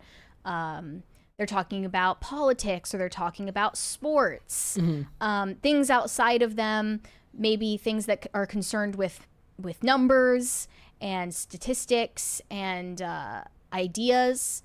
And then if you imagine the average conversation that's taking place between women on this campus, they're probably talking about relationships and people that they know, conversations that they've had. It's the meme of like the guy tells his girlfriend that his best friend broke up with his girlfriend, and she's like, "Why? what happened?" What and happened? He's like, how do you not know? He's like, I don't know. Why didn't you ask? That's literally that's literally me about everything. Yes. Everybody, whether it's you, whether it's Olivia, people are like, so what happened? I'm like, I have no idea. Well, when Charlie made that distinction, which is a true distinction to make, the crowd reacted kind of by laughing at what women concern themselves with. Like, oh, that's so stupid that women care about relationships. It's how they That's process so the world. superficial that they care about talking about relationships and conversations and people. That in and of itself is exactly why we have so much confusion these days, where women are weirdly envious of men because they're told that being a woman, being feminine is not enough. It's not sufficient. You have to conform yourself to the accomplishments that we praise in men in order to be an acceptable woman. Wait, what was it that Jaden Smith said? I just want to talk about politics. He's like, can we just talk about the political and economic state of the world right now? Like, that's like, they want all women to be Jaden Smith. Yeah, he's like, when you see like girls, they're like, selfie, and I'm just like, can we talk about the political and economic state of the world right now? And it's not an either or situation. There's a false dichotomy between those two things. And also, one is not inherently better than the other, and one cannot exist without the other. If the world were run by just men, I'm going to be honest, it wouldn't be worth all of, like, think about how many achievements men have made in human history, and would they have done it without women? They would not have. They wouldn't have done it, first off, of course, without their mothers, but also they wouldn't have done any of it because who would they be doing it for? They want the status. They want all the rewards that come from accomplishment. They want honor and respect. That's part of the reason why men feel so listless today, is because they feel like even if they do dedicate themselves to a cause or to improving themselves or accomplishing things, they're not going to be respected for it, and they're not going to find any, earthly reward for it. That's a huge problem. And meanwhile, women are told that the things they're naturally interested in, including physical beauty, both on themselves and around themselves, that's worthless. And so they have to conform themselves to the stereotypes of the worst men on the planet in order to be sufficient. So there's a lot of lies buried in just this one tweet that became fodder for internet discourse that I wanted to illuminate.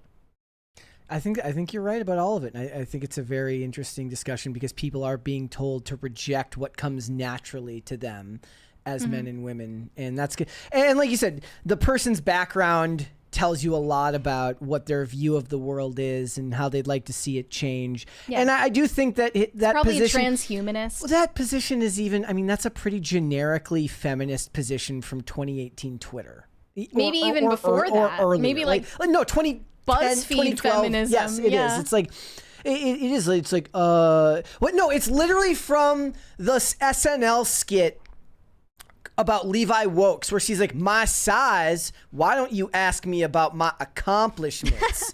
That's what it is. By the way, in the replies, the OP did admit that he does not have a wife. So he's giving all of the world his personal marriage advice when he is not married, which is, that speaks for itself. And in case I hadn't made myself clear enough, physical beauty and the pursuit of physical beauty is a virtue in a woman. That is speaking to her character. If a woman is neglecting her appearance, dresses like a slob, doesn't take care of her physical health, doesn't care at all about being beautiful, that does speak to something negative in her spiritually. So when you compliment a woman on her looks, you are in a way complimenting her on her character as well. All right, let's move on. Let's go to Super Chats. On the Raggedy Ann said, monsters are more upset that IRL Caesar Flickerman from Hunger Games is canceled than Charlie never being able to say goodnight to his daughter again. I hadn't heard that comparison before. Is Caesar Flickerman inspired by Jimmy Kimmel? He's more of like a Jimmy Fallon character in my estimation. And also, to give credit to Jimmy Fallon, he did a monologue addressing the suspension of Jimmy Kimmel, and he did, of course, take Jimmy's side, and he still managed, though, to crack a few jokes, And I know they were like from a biased perspective, and I wasn't, doubled over laughing at the jokes, but he tried to not be a little piss baby the way that Kimmel actually would. Yeah. If Fallon were the one in this position, Kimmel would just be absolutely a blubbering pile. He would just be a puddle of tears on TV. Dingus Khan of Gongolia said, I oppose cancel culture, but Jimmy knew the facts and still chose to be a lizard person and was even going to double down. In this case, I'll make an exception. That's the thing. You don't need to make an exception because There's no exception to be needed. This isn't cancel culture. Yeah. You don't need to make an exception for cancel culture because this is not cancel culture. I do, however, believe that it illuminates an issue Trump has, which is that he can't keep his mouth shut, and he brings on this type of vitriol and pushback himself, which did need to be there and does run the risk of causing backlash that can be detrimental to his, the decisions he's making in the future. The more, support you drum up going the opposite way because you can't keep your mouth shut. All you had to do is just let it happen. And that's not what he did. So I get it. It's who he is, and it's why people love him, and it's why he has the support that he has. But that comes with drawbacks, and they've got 10,000 mouthpieces and different people to tell you what they believe the truth is, even though now, based on the articles we read, that is not the case. Trump used to be a better shit poster than he is today.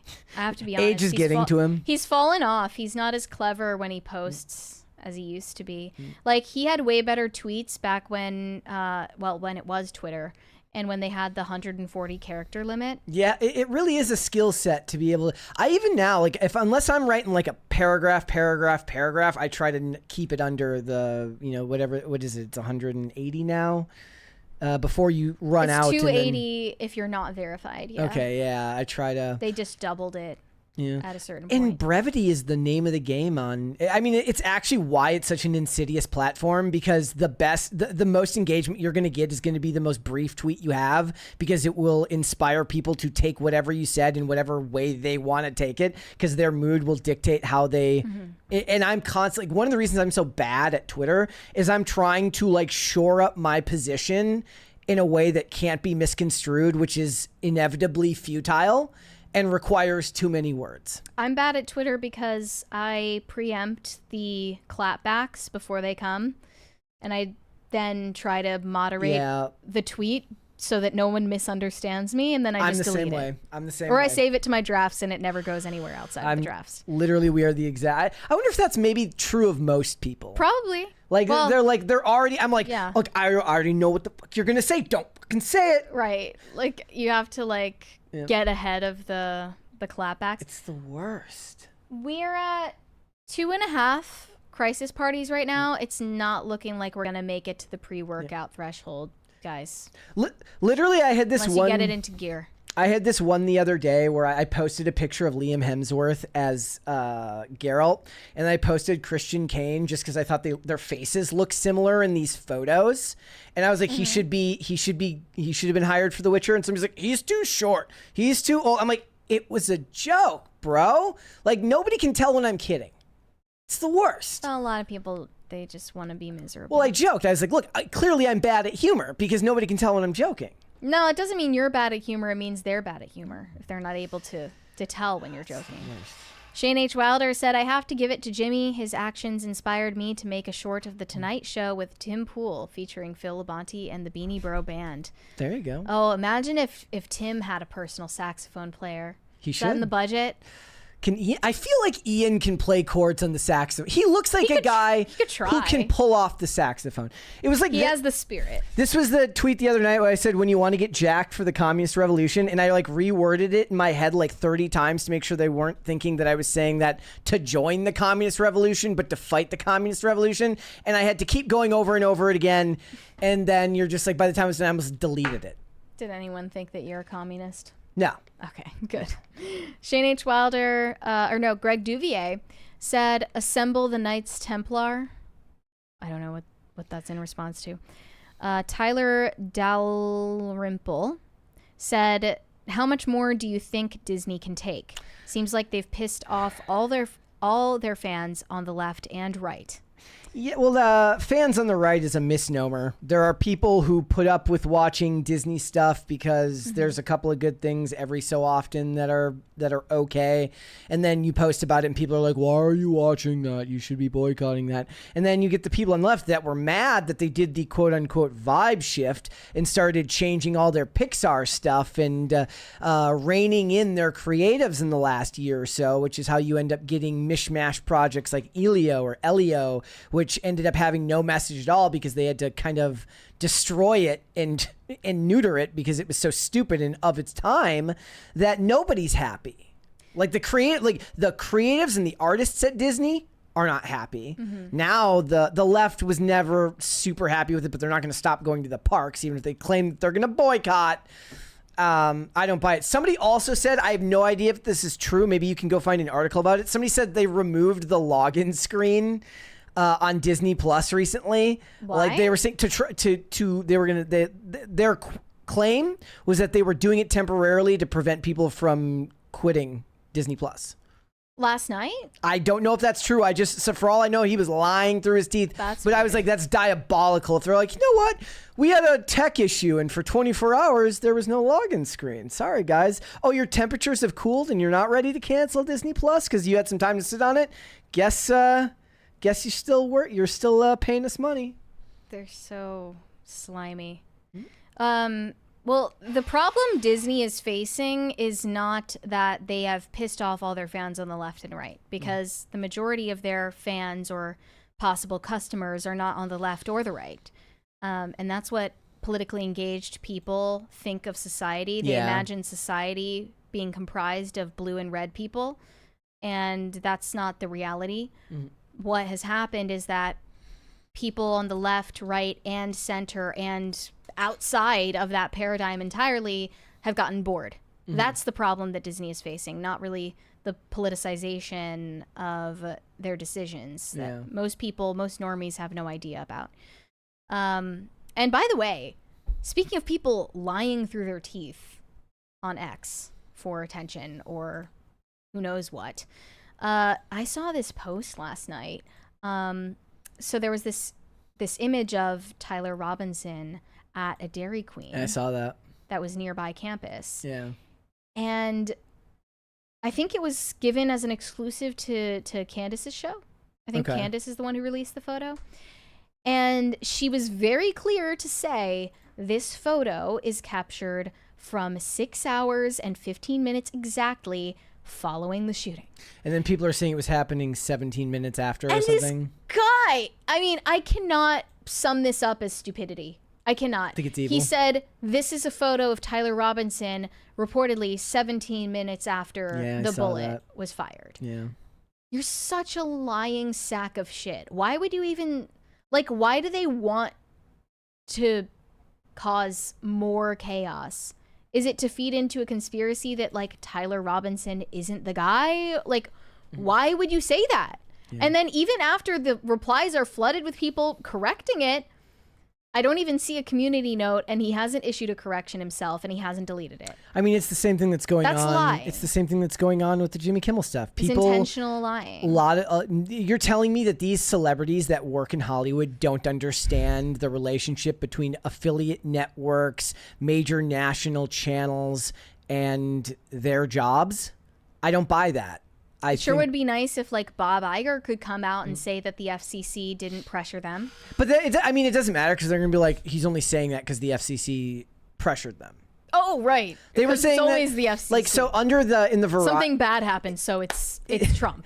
In the Variety article with Nexstar saying that they, denying that the FCC had anything to do with it, the top comments were all just like, this just in, Nexstar lies about the government. Okay, so they've decided what they want to believe, and there's no changing it. Stefan Buttle said, use the OG Jacked, find some online, it slaps. Not if we don't make it to 5 parties today. Yeah, we're only at 2.5. Just over halfway there. Shane H. Wilder said, the priest is not an exorcist, but consults with them.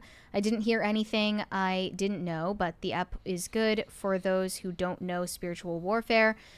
Okay, I wasn't aware that he's not an exorcist. It would have been cool if they got an exorcist. There are some who do appearances that I've listened to. Maybe that's for the future. There was a 20 we missed, I see, from Pop Really? Culture Junkie. The Just a Thought one. Oh, I'm sorry for missing that earlier. Just a thought, if you swap the positions of the two shots, you would be talking to each other versus talking off the screen. It would look less awkward. Yes. Well, the thing is, guys, I used to be on the right in here, and then everybody got mad, and then I moved the shots. That's right. So that was back in November, right? See, it's all your fault. I remember that now. You. Wait, but they were wrong, weren't they? Yes. Because we went back and checked. Yeah, they were wrong. The other shots from before we changed studios. Yeah, they were misremembering. I'll be generous. They were misremembering what side you were on. So wait, but I moved you to the right anyways because people complained. So you were always on. Yep.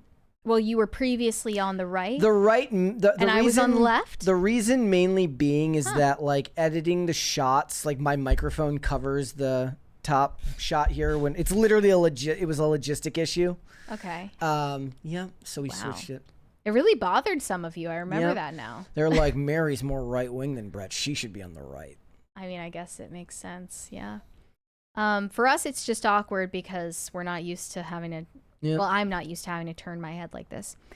Yeah, this is actually kind of working for me because I'm in front of my monitors now. This is very convenient for Brett. Like whereas normally, so you're fine. You're not feeling. No, awkward? it's perfectly fine for me here because now I actually get to look at my monitors, my audio levels, and all this stuff. Whereas normally I'm here, and there was one time when you were gone. This is way back in the day where you were. I don't remember where you were, but we did a show without you, and whoever the guests were, I think they were dudes. I didn't want to make them sit behind the stuffed animals, so I put them here and here. Okay. And it was the worst show ever because I'm like, look, I get that the stuffed animals that used to be in my like background were like a bit much, but if you're refusing to sit in that chair because of that reason, that is actual fragile masculinity. No. Here's the thing. Nobody ever said they wouldn't do it. It was all me who was just like, I'm not going to make them do it. No, like everybody was always giving like, I don't care. It's fine.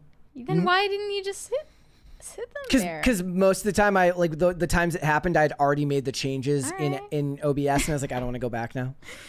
Hairbrain Studio said, LMAO, yeah, I totally changed my whole algorithm, so now I only get videos telling me I'm awesome, only videos feeding my ego. The internet affirms anything.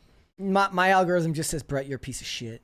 Every day I wake up, my algorithm's like, hey, Brett, have you ever thought about just like not being here? You should just go away from the internet. I from time to time do check what's being fed through my algorithm. So right now I'm seeing a hair tutorial. Okay. Seeing a lot of iced coffee videos. Is this Instagram? Yeah, on Instagram. A lot of cat videos. Some pop culture stuff.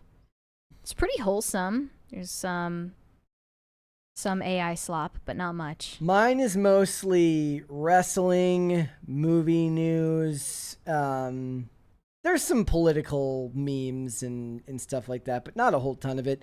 It'll go through phases where that'll show up more. Right now, it's a lot of wrestling and entertainment stuff. I really like these Candace Owens edits. I tell you, if you are not a conspiracy theorist by now, it's because you are not intelligent. I am not kidding.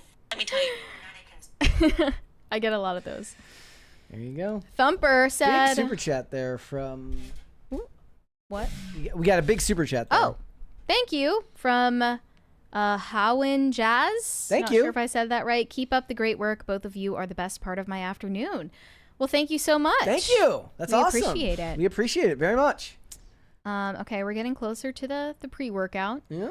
Thumper said, sometimes it's fun to sit back and mess with Brett and Mary. To quote the beloved Mr. Kirk, Brett and Mary, what is a woman? What? Biological. Are you asking for our definition? Bro, it's an idea. Okay, that's what it is. Being a woman, it's an idea. It's a philosophy. Oh, here's my like kind of hipster take. A woman is a human person with the potentiality for motherhood. There you go. Potentiality. That covers up the loophole. Yeah. Okay. Hairbrain Studio said, Mary's incredibly beautiful, but I'm shy, so I'm going to run away and go to sleep now. Okay. Good night. Tag, you're it. Shane H. Wilder said, I'm not going to lie. I found out my best friend got married a week later. Him, I got married last week. Me, based. Then we started talking politics. Well, why weren't you at the wedding? Yeah. Or maybe a lot of people don't really do weddings these days. Yeah. It's just a low-key thing. Men are so strange to me. I am that person where like, and I'll give myself a little bit more credit, which is that sometimes after not asking questions, I then feel bad that I didn't inquire more. But usually only if somebody brings it to my attention. If it doesn't offend the other person, then it's fine. It was like at the wedding when we were leaving, I like interrupted Mary talking to someone to let her know that I was like saying goodbye to you guys. And that was because like it was rude to do, but I didn't want to not catch you before we left. And then the person you were talking to was part of our wedding party, so I was still going to see them. But afterwards, like when I got back a week and a half later, I told Mary, I was like, sorry about that. That was very rude. She's like, I have literally no recollection of that. Yeah. That's this type of stuff that sits in my brain. Because I was so drunk, right? Because I was just absolutely blitzed. It was not as rude as it, but you know, it just... No, I don't remember anything about that interaction. Yeah. Sticks in your mind longer than anyone else's, but... Well, it's the, you know, your head hits the pillow and the 5 most embarrassing things ever hit your brain. Oh yeah, I start like vocal stimming when I remember that I did something cringe. I'm like, ah! Yeah.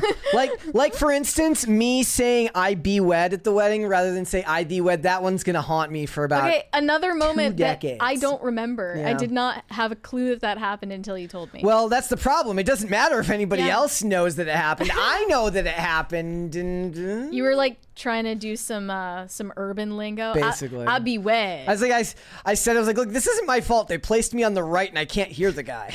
Pop Culture Junkie said, piss baby, another new word. Thanks so much. Is that new? Did we use that word? You said piss baby. Did I? Yes, When? You're talking. You said that Jimmy Kimmel would have been acting like a piss baby if what had happened to him happened to Fallon, and then he was talking about him. I'm not even listening to myself anymore. That kind of reached popularity with remember 100 Gex? Mm-hmm. Maybe. But like it's the Money Machine song. It's one of those sayings where it's usually used. It's like when Rappaport says "pig dick Donald Trump," and you just know you're being vulgar for the sake of being vulgar. It's not funny. It's not fun. He's so obnoxious. It's cringe. And he knows he's doing it. Pig dick Donald Trump. Greg Duvier said, if that is the case, Brett is more qualified to give how to have long-lasting marriage advice. He's actually married to 2? Oh, to the guy. I did make a joke. I was going to tweet, like, after a week. I was like, been married a week. I know everything. Ask away. I'm officially an expert in marriage. It's time to ask the question. That's another thing. Like, when people get married, they start acting like they've, like, found the key to, like, the meaning of life. Yeah. Well, something. Look, I encourage not you. That I'm saying level I've seen that. I encourage that level of happiness because I think a lot of it's not necessarily that they think that they've found the meaning for life, but they've accessed a level of happiness that in adulthood is hard to find once you've been alive and you're living through the monotony now every day of get up, go to work, come home, get up, go to work, come home, and suddenly you're in this new thing, and it's access to a level of happiness that perhaps you wouldn't have been able to find before. Sorry, I'm about to sneeze. That's okay. No, I'm not. Most of the time when I interact with people who are like that, though, who treat the other people around them like students, I don't presume that they're very happy people because they must be like overcompensating for something or like their own feelings of inadequacy. Like they don't know the answers to their own questions. So they need to teach everyone around them. Thank you. I'm going to start going around to random threads online. Like, what you should do is get married. As someone who's married. Thank you. That's 3. We got to get 2 more. 2 more. Okay. E7Z45. said, money for based Mary shaming the gay con last night. I did nothing of the sort. You know, I really wasn't planning to talk about that, and for some reason Elad just really wanted to talk about it. I don't think that John wanted to have that conversation on air either. So that was a weird moment. Greg Duvier said, assemble the Knights Templar to fight the demons. Freaking based? Yep. That sounds so freaking based. Shane H. Wilder said, I used to worry about preempting clapback. Then I realized no matter how well I word a post, there are still people too tarded to get it. Facts. Shane H. Wilder said, I'm going to call into IRL on Monday. I'll tell Tim to get Father Martin's. Also, Brett, I will not have Mr. Fluffykins slander. I'd chill with the bear. I mean, it was more than just Mr. Fluffykins in the I guess background. I chose the bear. If you think about it, I chose the bear. By the way, Shane, I am so sorry, but Everybody keeps forgetting the freaking cards, just like Brett did. I think I have more of an excuse. It was a longer gap between when I was on IRL with Tim to when I got back. But I had them in my backpack. I didn't open my backpack, and then I opened my backpack this morning. I was like, oh. And you don't want to just go up and leave them in the studio with no explanation. It's going to look like some weird Joker calling card. I don't know. Okay, we will do that. We will get to it eventually. No Control said, how you feel about Elad putting you on the spot? Not great, but, you know, it's the live show. Shit happens. I think he was just desperate for a soundbite. Pop Culture Junkie said Ted Cruz just slammed FCC Commissioner Carr. For what? I wonder why. Yep. That makes no sense to me. Shane H. Wilder said, my best friend and his now wife aren't religious and just went to the courthouse. They did it to get a tax break to get a house. Okay, I see. Yeah, that was my assumption, is that like a lot of people don't want to celebrate weddings anymore, which is kind of sad. Oscar Regalado said, my Instagram algorithm is cooked. It's all the ists, isms, and phobics.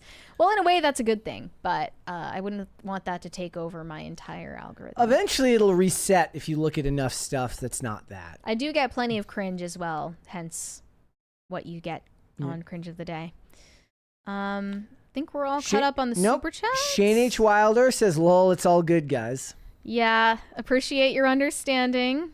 I see people in the chat are saying like, what did I see up here? It made me. Where did I see? Hold on.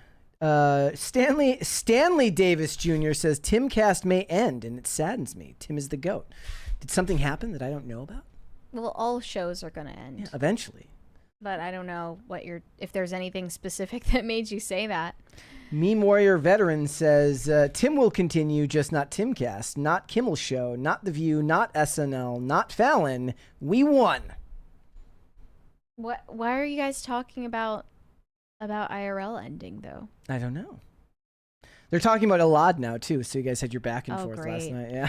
It wasn't that big of a moment. I don't know, like if it came off like I was angry about it, it was just weird and awkward. Yeah. We talked about it off air, and you know, I didn't think that that John was super interested in my opinion, because I don't live in Virginia and I'm not someone that he wants to vote for him. We have a 20 from the Manic Mustache, late as usual, but apropos to what women want. I always make sure to compliment my wife on the effects taken in our budget to maintaining such a beautiful appearance. Not sure how to compliment her homemaking skills. Stay toxic, my friends. You make a beautiful sandwich. That's what you tell her. You say, you look so beautiful when you're making me a sandwich. That's a great one. No Control said, my parents had a courthouse wedding, didn't have money for a real one until about 5 years later, have been married 50 years. That's incredible. I mean, the thing is, 50 plus years ago, putting on like an actual wedding celebration did not cost even a fraction of what it costs now, because it's become racket. It has become a racket. Like especially the involvement of social media. I cannot stress enough just how much goes into it and how much it costs to do. It's bonkers. Yeah. It's insane. Pop Culture Junkie said Cruz slammed car claiming censorship of Kimmel. Oof. Okay, so Ted Cruz can't read, is what I'm hearing from this. Because he must have not done like 5 minutes of research before saying that. Why do people like I'm the special one with the special take. I'm not like other Republicans. I'm not like most rhinos. I'm not like most rhinos. I'm built different. That's yeah. Weddings are so expensive. Like, it's insane. And like, that's beyond just like the cost of like the photographer and the food and the gown and the clothes. It's all the other stuff, because you have to things you don't even think about. You have to rent chairs, you have to rent equipment, you have to make decorations. All of it costs money. And if you are a person who chooses to like organize them for a living, I can only believe that you're a sociopath to want to take on that stress for other people. Well, you're not emotionally invested in it, so I mean, it's not as bad. But that's worse, though. Then now you're responsible and you answer to the emotionally invested person. Yeah, I won't say Olivia anything. was a saint. Whatever the opposite of a bridezilla is what Olivia was, and a bride chilla. Yeah, that's what she was. She's chill. I won't go into detail, but I know someone who professionally is a wedding photographer, like mainly does weddings, and her rates are just psychotic. And like, I get that you can get away with it because people think that they have to pay that amount, but it's just insane. Like, there's no reason. I get like, okay, they'll pay for your travel so that you can do the wedding, but the rates that they do for weddings are just crazy.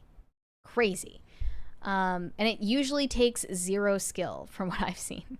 It does take skill. But a lot of people, like, they just call themselves photographers and don't have any training, don't have any experience, and they still charge these amounts. It is a very expensive thing, and the good ones are, the good one is like a drill sergeant. He's like, turn this way, turn that way, hand here, arm here. But they do back. it really politely. No.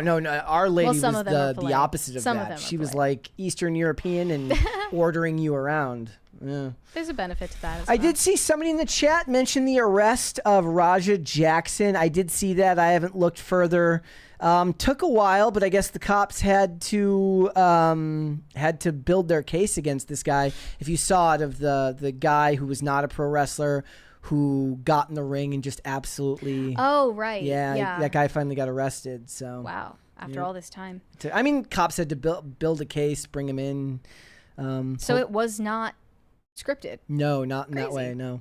Shane H. Wilder said, only thing that upset me was Alad making the statement, then taking the Lord's name in vain.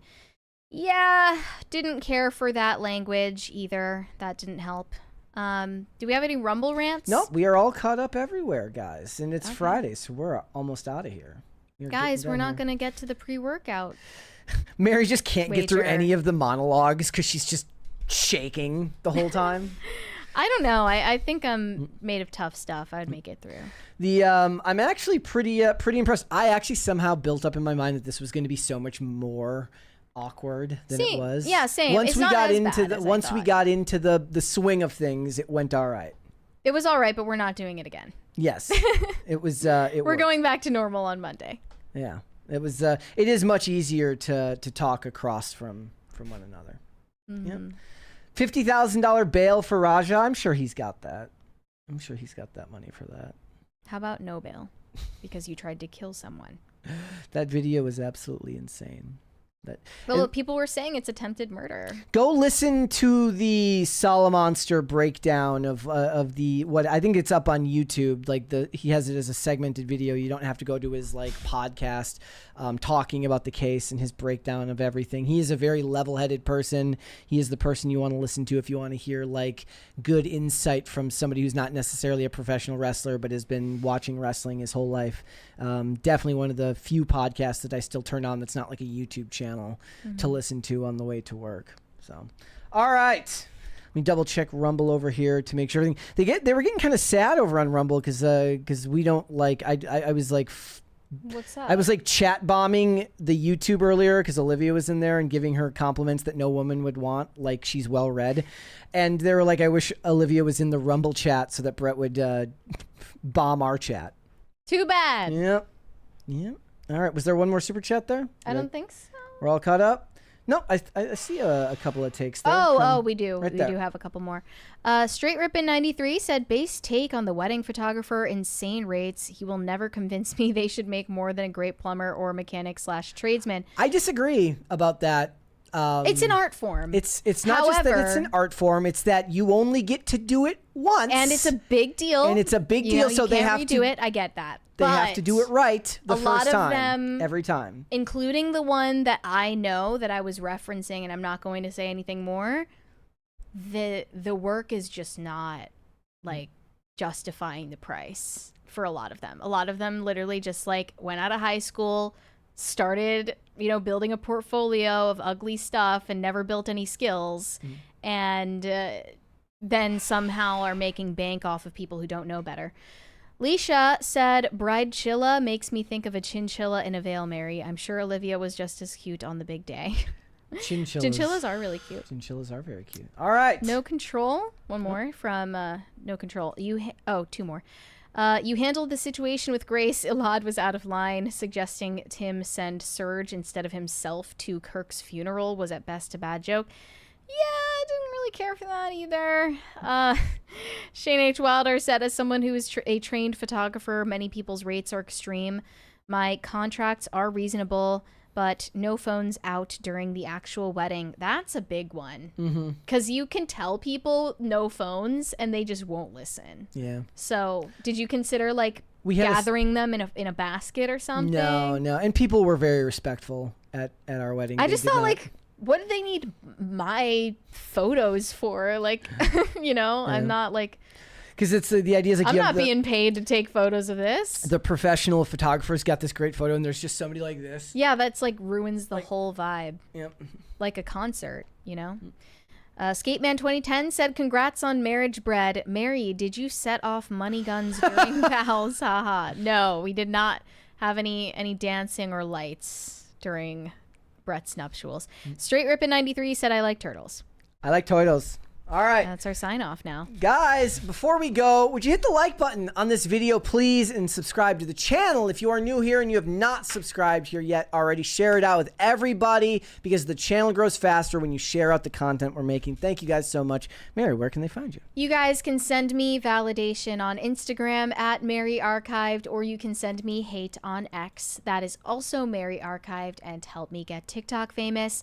That is also Mary Archived. All right. If you guys want to follow me, I am on Instagram and on X at Brett Dasovic on both of those platforms. We are here 5 days a week, Monday through Friday, 3 p.m. Eastern Standard Time, which is, of course, noon Pacific. We are on Amazon Music, Apple Podcasts, Pandora, and Spotify. If you would like to listen rather than just watch this show, you can also rate and review on Apple Podcasts and on Spotify, which is another great way to help the channel out. So thank you so much for that. If you want to follow us on social media, we are on Twix at @popculture_show, Facebook at Pop Culture Crisis, Instagram at Pop Culture Crisis Pod. Guys, we'll be back with another episode on Monday. We'll see you then. Bye. Bye, everybody.